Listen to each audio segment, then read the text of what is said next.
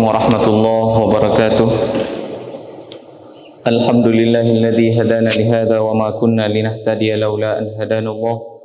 Asyhadu an la ilaha illallah wahdahu la syarikalah wa asyhadu anna Muhammadan abduhu wa rasuluhu la nabiyya ba'dah. Ibu bapak jamaah zuhur yang dimuliakan Allah, puji dan syukur senantiasa kita sanjungkan kepada Allah Subhanahu wa taala, dan salawat beriring salam buat arwah junjungan kita Nabi Muhammad sallallahu alaihi wasallam.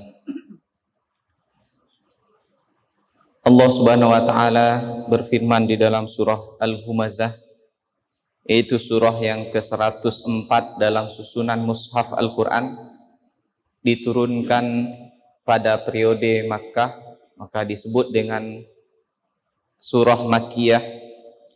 Jumlah ayatnya ada 9 ayat. Diberi nama dengan awal kalimat yang terdapat pada surat ini, yaitu Al-Humazah. Allah berfirman, A'udzubillahi minasyaitonirrajim, Bismillahirrahmanirrahim. Wailul likulli humazatil lumazah. Celakalah bagi setiap pengumpat dan pencela.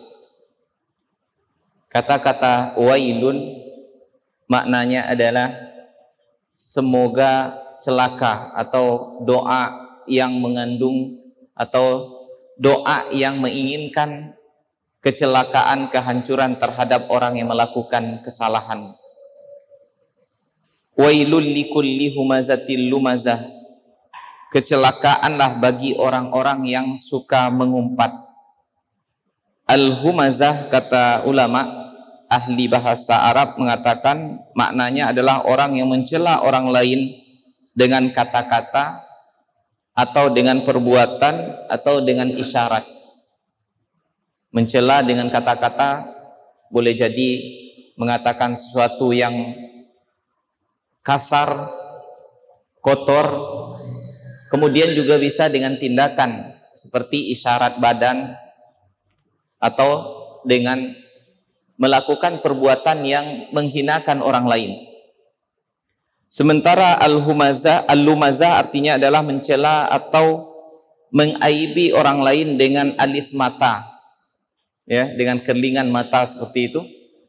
Makanya perbuatan seperti ini tidak pantas dilakukan oleh seorang muslim, apalagi Rasulullah sallallahu alaihi wasallam. Pada suatu kali ketika Rasulullah SAW dimintai oleh Utsman bin Affan supaya memaafkan kesalahan Abdullah bin Abi Sarh yang dia ini sudah melakukan perbuatan murtad dari agama Islam, kemudian dia kembali lagi kepada Islam, dan dia sering menghina Rasulullah SAW. Ketika terjadi penaklukan Makkah, Rasulullah SAW memerintahkan kepada sahabat untuk membunuhnya.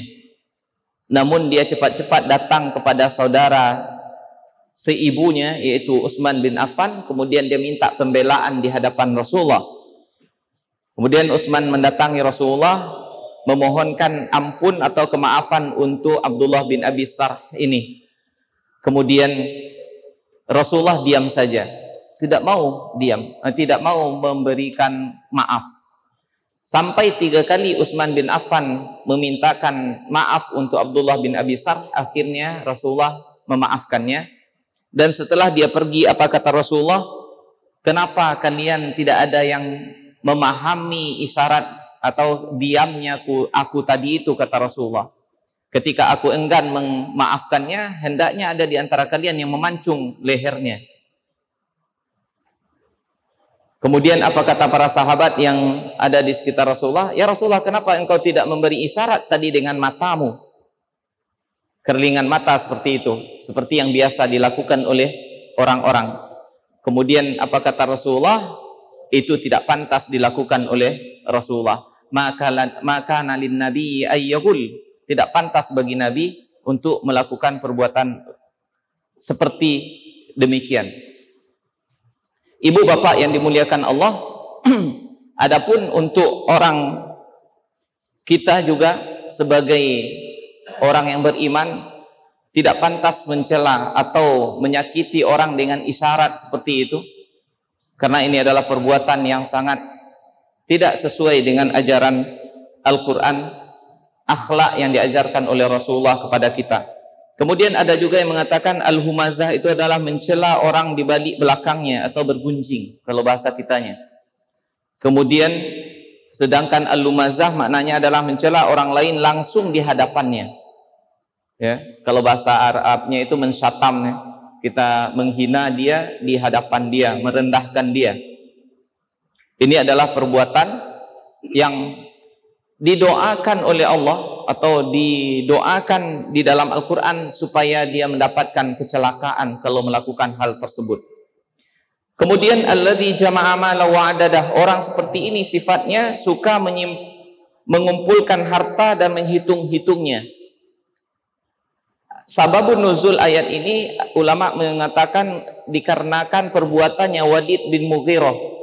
Ada juga yang mengatakan karena Umayyah bin Khalaf. Ada juga mengatakan Al-Aswad ibnu Abdul Muttalib.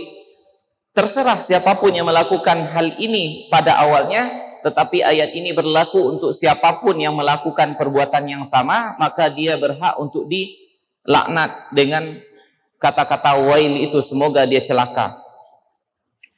Maka sifat orang yang melakukan hal tersebut tadi itu lanjutannya adalah suka mengumpulkan harta, kemudian dia hitung-hitung hartanya itu. Kenapa? Karena para pengumpat itu melakukan ini karena anggapannya dengan harta dia akan unggul dari orang lain.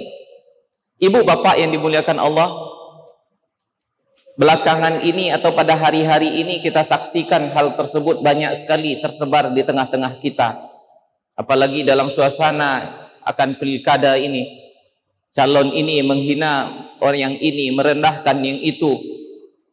Tidak dia sadari bahwasanya apa yang dia lakukan itu adalah perbuatan yang sangat dimurkai oleh Allah Subhanahu wa taala. Dan kalau suatu perjuangan sudah dimulai dengan sesuatu yang tidak diredai oleh Allah Subhanahu wa taala, harapan apa yang akan bisa kita sandarkan kepada mereka-mereka itu? Maka seharusnya kita juga sebagai seorang yang menjadi pendukung mungkin salah satu di antara calon, kita bersihkan lidah kita, kita jaga bibir kita agar tidak melakukan hal yang sama, supaya kita tidak menjadi orang yang didoakan supaya menjadi celaka. Kemudian yahsabu annama lahu akhladah, dia mengira bahwa hartanya itu dapat mengekalkan dirinya di atas permukaan bumi. Sebenarnya dia tidak meyakini hal itu, cuma tindakannya menunjukkan seolah-olah akan kekal. Tidak ada orang yang yakin bahwa hartanya itu membuat umurnya panjang, dia akan hidup untuk selama-lamanya. Jangankan kita atau jangankan orang biasa, Fir'aun pun yang mengaku Tuhan itu, yang menguasai dunia pada zaman itu, yakin sekali dia akan mati, bahwa hartanya itu tidak akan membuat dia hidup untuk selama-lamanya. Buktinya jauh-jauh hari sudah dia kumpulkan harta sebanyak-banyaknya, dia bikin kuburannya sendiri. Namun sungguh pun demikian, ya, gaya hidup, kemudian tindakan-tindakan yang dia lakukan dalam kehidupan menunjukkan seolah-olah dia meyakini bahwa harta itu membuat dia kekal. Dia kumpulkan sebanyak-banyaknya, kemudian dia merajalela, merasa hebat dengan hartanya tersebut. Kemudian apa kata Allah? Kalla la yumbazanna fil hutamah. Sekali-kali tidak akan dibiarkan begitu terus, pasti dia akan dilemparkan ke dalam neraka al-hutamah. Wa ma adraka mal hutamah, dan tahukah kamu apakah neraka hutamah itu? Al-hutamah berasal dari kata-kata hatama yang artinya itu hancur atau menghancurkan, menghantam sampai rusak serusak-rusaknya. Maka dinamakan neraka tempat orang yang melakukan perbuatan ini dengan neraka al-hutamah, yang di dalamnya itu adalah narullahil muqadah, yaitu api yang menyala-nyala. Selanjutnya sifatnya neraka itu allati tattali'u 'alal afidah, yang membakar sampai ke hati. Disebutkan di sini hati secara khusus, padahal juga menghancurkan atau membakar seluruh tubuhnya. Tidak akan mungkin hati saja. Kenapa disebutkan hati? Karena hati itu tempat niat jahat itu, tempat keyakinan yang rusak, sumber akhlak yang hina dan tercela. Sebagaimana kata Rasulullah, ala inna fil jasadi mudghah idza salahat salahal jasadu kulluh wa idza fasadat fasadal jasadu kulluh. Ketahuilah di dalam diri seseorang itu ada segumpal darah. Apabila segumpal darah itu baik, maka baiklah tindakan atau perbuatannya seluruhnya. Tapi kalau dia rusak, maka rusaklah seluruhnya. Itulah dia hati. Atau sebenarnya bahasa kita yang lebih tepat adalah jantung. Karena di sanalah tempat perasaan, berfikir, dan merenung. Ibu bapak yang dimuliakan Allah, dikhususkan penyebutan jantung atau hati ini di dalam Al-Quran yang akan dibakar oleh api neraka, karena di sana sumber kejahatan itu seluruhnya. Walaupun juga tubuhnya akan dihancurkan, disiksa oleh Allah Subhanahu wa taala, sebagaimana dikatakan di dalam ayat yang lain, kullama nadijat juluduhum baddalnahum juludan ghairaha liyadzuqul adzab. Setiap kali kulit mereka hancur, dibulatkan kembali, diperbaiki kembali, kemudian dihancurkan kembali supaya mereka merasakan azab itu. Innaha alaihim muqsadah, sungguh api itu ditutup rapat atas diri mereka.